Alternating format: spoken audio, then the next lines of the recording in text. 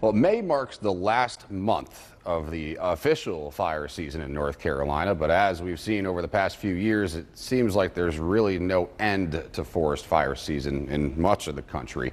Fires burned more than 7.5 million acres of land across the U.S. last year, doing more than $11 billion in damage. Well, tonight in the Buckley Report, Bob has the story of the system the state put together to detect fires early that's quickly disappearing. There were over 200 lookout towers at one time in the state of North Carolina. For decades, they stood as a sentry against the destruction of what took nature centuries to create. They came about, particularly in the early 20th century, when really large-scale forest fires would ravage a lot of natural resources and even private property that had a lot of value in timber. There's tales of fires that went, pretty much across the escarpment for thousands of acres. And these guys were very instrumental at locating those fires early. These guys were the Forest Service rangers who manned the towers on the top of key peaks across the state. Yeah, that's for sure. And David McGee was one of them. As far as I can recollect, my first year was 1962, June 1962.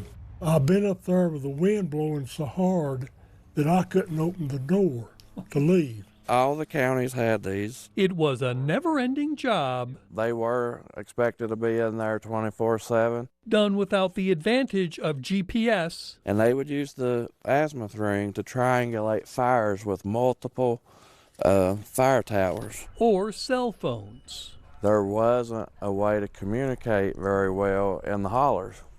So these guys being up high on low band antennas, they were able to pick up that transmission and then send it to our district office. And they did it for little more than $10 a day. This is the actual contract for the tower operator in 1966 for Mr. Von Church. So back in that day, they was paid $185 per month. He really liked these people. Day Church is Vaughn's son. He had such a knowledge of this section of the county, this northwestern section of the county, and I'll tell you, he was good up there in that tower. Yeah. He could tell, he knew exactly where everything was. He knew where it was at, yeah.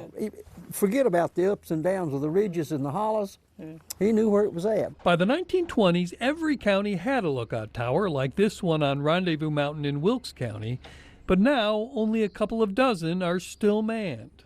It's part of our history here, a great big part of our history that not even a lot of local people realize. They are the lighthouse of the mountains, basically. These structures were used much like a lighthouse would lead a ship safely back into the coast as a kind of a matter of protection. They were the expert spotters of smoke within mountains that already bore that name from the clouds that could imitate a fire. With cell phones becoming ubiquitous, the towers are a relic of a technologically less sophisticated past. Correct. But Peter Barr still sees value in them beyond sentimentality. Where there's a historic fire lookout tower, you can oftentimes climb up to the top and enjoy a 360-degree view just like the tower operator did decades ago. Barr has even written a book that will guide you to all the towers across the state because many still stand. And as long as the men who man them are still here, so are their stories. Are you afraid that the whole history of this is going to get forgotten? Oh yeah, it'll be forgotten. The spectacular views they gazed upon are still there for the taking. Bob Buckley, Fox 8 News. Many of the towers, like the one on Rendezvous Mountain, the Civilian Conservation Corps built. They put that one up in 1936. Van, let's talk about fires.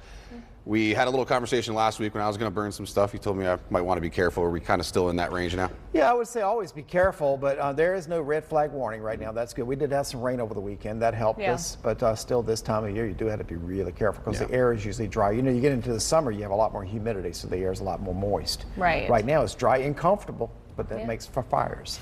As we look